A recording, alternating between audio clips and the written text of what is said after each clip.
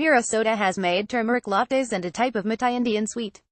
Rather apologetically, she notes that while things may seem to have gone a bit hipster cafe when we meet in her East London kitchen, both are old Indian recipes. She'd grown up drinking golden milk as a cure, although health claims on its behalf remain unproven, she hastens to add, and had been busy developing her own spice blend including turmeric, cinnamon and pepper. The sweets are khajur pak, traditionally made by heating dates and nuts, likely cashews, in a pan on the stove, but she blitzed them in a food processor before rolling them into balls and dusting with pistachio and cocoa. And I added pecans because, well, who doesn't love pecans? This pursuit of flavor over tradition has contributed to the success of Fresh India, this year's winner of Best New Cookbook. Sodha, 35, isn't keen on people who get uptight about authenticity. I'm lucky to have straddled two worlds, she says of her upbringing eating traditional Gujarati food made from seasonal British produce. She was born in Scunthorpe, the daughter of immigrants expelled from Uganda by Idi Amin in 1972. They had to adapt their cooking to use the produce available to them, as her grandparents had. It's still Gujarati cooking, but seasons change and people change, so food changes. Even produce in the UK has changed wildly since my parents moved here. Sodha's career in food writing began when she started to gather her family recipes, which formed the basis of her first book, Made in India. For Fresh India, it was her friends who provided the inspiration. A growing number were becoming vegetarian or vegan but struggling to see past creating a meal around meat. Sodha is a former vegetarian, and more than half the 60 million population who live in Gujarat eat a meat-free diet. As a result, this incredible cuisine evolved that was very innovative. Agricultural Lincolnshire was also an inspiration. It's like a giant larder. Sodha wanted to shine a light not only on Gujarati food, but on the rich variety of Indian cooking, so at odds with the brown, indistinct Rogan Joshes, kormas and baltas of some high-street curry houses. Brits have this fierce love of Indian food, and I think those restaurants took that love for granted, she says. Increasing interest in food in the UK means people travelling to India are emboldened to discover the diversity of the cuisine, and she thinks British people are also excited to use local produce in new ways. When writing recipes for Fresh India, Sodha would consider whether to use the vegetable in a twist on a traditional recipe. Her matar paneer dish uses two types of peas, or to use Indian spices to create something new. The salad section is entirely new because India doesn't really do salads. She also thinks a lot about availability of ingredients when writing now, partly because when she began recording her family recipes she had to buy a lot in from India. Most of the ingredients in her recipes can be found in neighborhood Asian shops and in supermarkets.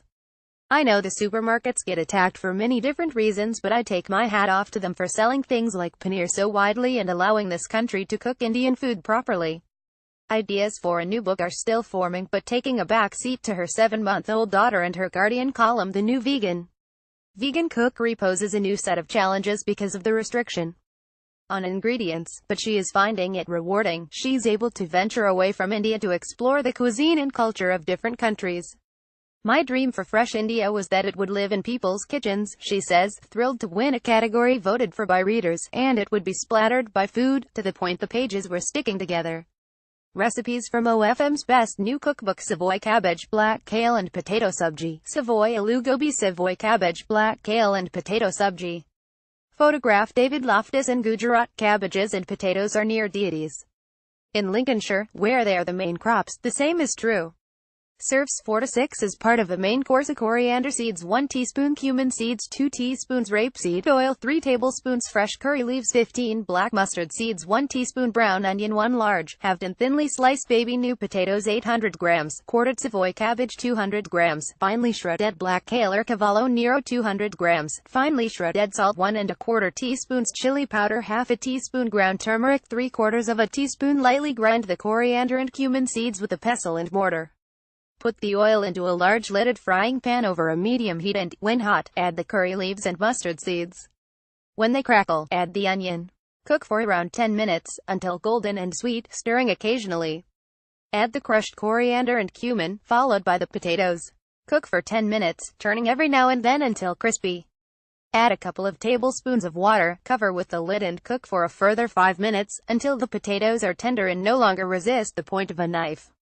Finally, add the shredded cabbage and black kale to the pan with a couple of tablespoons of water and stir-fry for 3 minutes. Add the salt, chili and turmeric, mix well, cover with the lid, reduce the heat to low and cook for another 4 minutes, or until the cabbage and black kale have wilted. Serve with a fiery pickle, hot chapatis and yogurt, or with dal and rice.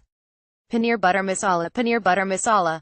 Photograph David Loftus. Traditionally, this dish would be made with a few large slabs of golden butter, but for the sake of decency I've toned things down a bit. It's still an extravagant dish, but channel India and enjoy yourself.